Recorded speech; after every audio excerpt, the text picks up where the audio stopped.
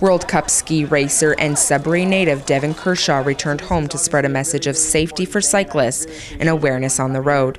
It was a crusade inspired by a tragic accident 8 years ago. My then girlfriend, Sophie Mandarin, she was hit while training on her road bike, and I was road biking that same day. And it was a really, obviously, like a tragic time, tragic loss for the city and myself and all her friends and family. And kind of left a bad taste in my mouth as I moved on into my ski career and things like that. But that's one example of one tragedy, and there's many of them across Canada, and this is why it is so important to share the road with others.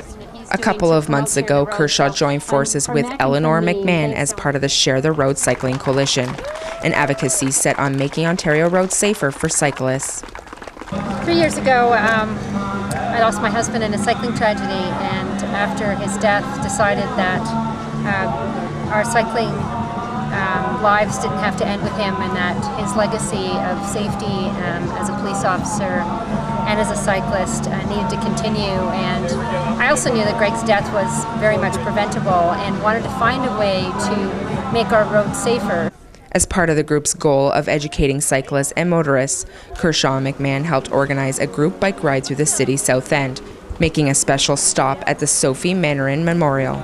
This is a great event for Sudbury because there aren't really many places that you can ride a bike, and to me that's what is really important about this, is that maybe we could be a little bit more careful about sharing the road with bikers, and maybe things like that could be prevented in the future. Well, if you're driving a car, be very present with what you're doing. That means, try not to text and drive.